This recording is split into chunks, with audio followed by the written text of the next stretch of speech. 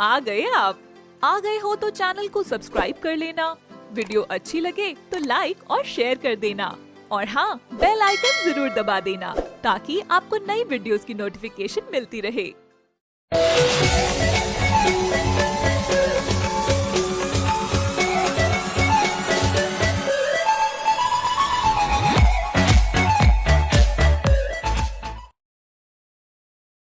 ये कहानी है मिर्जापुर नामक गांव की, जहां राज अपने परिवार के साथ रहता था। उसके परिवार में वो और उसके माता पिता ही थे। राज एक पुलिस वाला था और वो अपनी पुलिस की नौकरी से बहुत ही खुश था, क्योंकि उस नौकरी को पाने के लिए उसने बहुत मेहनत की थी। फिर एक दिन राज के माता पिता उससे कहते हैं, बेटा राज, हमें तुमसे बहुत जरूरी बात करनी है। हाँ पिताजी, बोलिए, क्या बात है? बेटा, अब तुम्हारी अच्छी नौकरी भी लग गई है, तो मैं और तेरी माँ सोच रहे थे कि अब तेरी शादी करवा देते हैं। अगर तेरी नजरों में कोई अच्छी लड़की हो तो तू हमें बता सकता है। नहीं पिताजी, ऐसा कुछ नहीं है। आप खुद ही कोई लड़की पसंद कर लीजिए, मैं उसी से शादी कर लूंगा। ठीक है बेटा, फिर हम तेरे लिए कोई अच्छी लड़की देखते हैं। राज के माता पिता अपनी बिरादरी में राज के लिए बहुत ही अच्छी पढ़ी लिखी लड़की देख लेते हैं और फिर राज और सपना की शादी हो जाती है। राज और सपना अपना शादीशुदा जीवन बहुत ही प्रेम से बिता रहे थे। सपना अपने सास ससुर और पति का बहुत ही ध्यान रखती थी। फिर उन दोनों को एक प्यारी सी बेटी होती है। उन लोगों के जीवन में किसी तरह की कोई दिक्कत नहीं थी। राज की पुलिस की अच्छी नौकरी थी, साथ ही अच्छी पत्नी और एक प्यारी बेटी थी।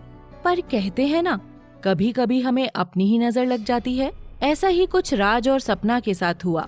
एक मिशन के दौरान राज घायल हो जाता है। उसके साथी उसे हॉस्पिटल में एडमिट करा देते हैं। जब ये बात उसकी पत्नी सपना को पता चलती है तो वो घबराई हुई दौड़ी दौड़ी हॉस्पिटल पहुंच जाती है और वहां अपने पति को बेहोश देखकर बहुत डर जाती है।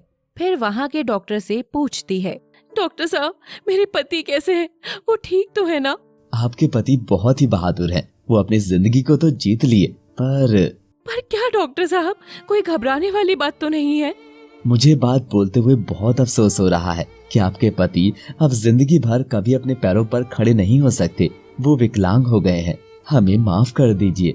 ये बात सुनकर सपना बहुत दुखी हो जाती है, पर उसे इस बात की बहुत तसल्ली थी कि उसका पति सही सलामत था। फिर राज को भी होश आ जाता है। जब उसे पता चलता है कि अब वो कभी खड़ा नहीं हो सकता तो उसे बहुत दुख होता है और वो अंदर ही अंदर टूट जाता है। फिर उसकी पुलिस की नौकरी भी विकलांग होने के कारण चली जाती है।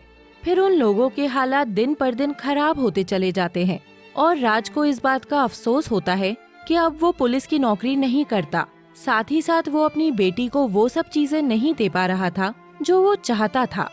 फिर एक दिन उसकी बेटी आरोही उसे कहती है, पापा, आप दूसरे पापा की तरह मेरे साथ खेलते क्यों नहीं हो और ना ही आप मेरे लिए अच्छे अच्छे तोहफे लेकर आते हो? आप दूसरे पापा की तरह क्यों नहीं हो? ना ही आप ऑफिस जाते हो और ना ही कोई काम करते हो। मेरे सारे दोस्तों के पापा ऑफिस जाते हैं। राज ये सब सुनकर बहुत दुखी हो जाता है। वो अंदर से टूट जाता है और मन में सोचता है, मेरी बेटी बिल्कुल सही कह रही है। मैं उसके लिए हीरो नहीं हूँ। हर बाप अपनी बेटी के लिए हीरो होता है, लेकिन मैं अपनी बेटी के लिए हीरो नहीं बन पाया। वो तो मुझे इस हालत में देखती है, उसे क्या पता कि मेरे साथ क्या हुआ है। और वो ये सब सोचकर बहुत उदास हो जाता है। फिर ये सब देखकर उसकी पत्नी भी बहुत उदास हो जाती है और वो राज को दुखी देखकर उसे समझाती है और कहती है, अजी, आप आरोही की बात से दुखी मत होइए। वो तो अभी बच्ची है, उसे कुछ नहीं पता। मैं उसे धीरे धीरे सब समझा दूंगी। आप उसकी बात सुनकर अपना मन परेशान मत कीजिए। वो अभी बच्ची है। अभी वो बच्ची है, लेकिन उसके सपने गलत नहीं है। वो अपनी जगह बिल्कुल सही है। मैं उसका पिता हूँ और बाकी बच्चों की तरह उसका भी हक है कि मैं उसके लिए कुछ करूँ, लेकिन मैं उसके लिए कुछ नहीं कर पाता। उसके सवाल बिल्कुल सही हैं, लेकिन मैं अपनी बेटी के लिए हीरो बनना चाहता हूँ। मैं कुछ ऐसा करना चाहता हूँ कि मेरी बेटी मुझे ये ना कहे कि मैं उसके लिए कुछ नहीं करता। मैं अपने शरीर से हारा हूँ, मन से नहीं। मैं कुछ ना कुछ ऐसा जरूर करूंगा कि मैं भी अपनी बच्ची की सब जरूरतें पूरी कर सकूं और मैं भी उसका हीरो बन सकूं। अब मुझे बस इस बात की ही भूख है कि मैं अपनी बेटी की नजरों में हीरो बन सकूं। फिर राज को एक आइडिया आता है और वो सोचता है, मैं अगर कोई काम नहीं कर सकता तो एक जगह बैठकर परचून की दुकान तो खोल ही सकता हूँ। जिससे मैं अपना घर भी चला सकता हूँ और सुबह जाऊंगा और शाम को घर आ जाऊंगा और अपनी बेटी की हर जरूरत को पूरा कर पाऊंगा। फिर उसने ऐसा ही किया। अपने पेंशन के पैसों से उसने एक परचून की दुकान ली, उसमें सामान डाला और वो उसे चलाने लगा। वो सब कुछ बहुत अच्छे से देखने लगा। बाजार का काम सपना करने लगी और वो दुकान को चलाने लगा।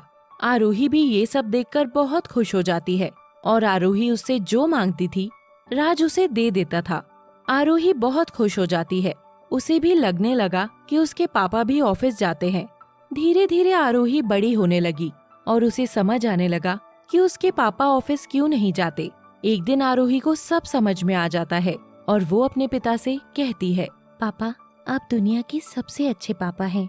मैंने बचपन में आपसे वो सवाल करके बहुत बड़ी गलती करी, लेकिन मुझे आज समझ में आया कि आपने वो किया है जो हर किसी के पिता नहीं करते। और पापा तो अपने बच्चों के लिए ही जीते हैं, लेकिन मेरे पापा तो देश के लिए जिए थे, हर उस बच्चे के लिए जीते थे जो इस देश में रहते हैं। आपने तो देश के लिए अपने पैर कुर्बान कर दिए। आपसे बढ़कर इस दुनिया में कोई नहीं हो सकता। आप दुनिया के सबसे अच्छे पापा हैं और आपने ये साबित कर दिया कि आप पैरों से अपाहिज हैं, लेकिन मन से नहीं। इंसान शरीर से अपाहिज हो सकता है, मन से नहीं। आप मेरे सुपर हीरो हो और हमेशा आप ही मेरे सुपर हीरो रहोगे। नहीं मेरी बच्ची, मैं सुपर हीरो तेरे सवालों की वजह से ही बना हूँ। अगर तू बचपन में मुझे वो सवाल ना करती तो शायद आज मैं ये नहीं कर पाता और अपने अंदर की हिम्मत और कुछ करने की भूख को नहीं जगा पाता कि मैं विकलांग होने के बाद भी कुछ कर सकता हूँ।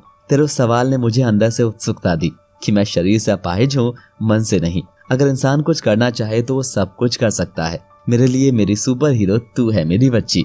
राज अपने परिवार के साथ बहुत खुश रहने लगता है और वो परचून की दुकान से ही बहुत तरक्की हासिल कर लेता है और वो एक बड़ा मॉल खोल लेता है।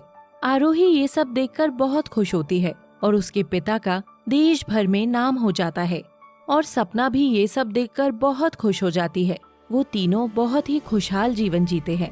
दोस्तों, हम इस कहानी के माध्यम से आपसे दो बातें कहना चाहते हैं।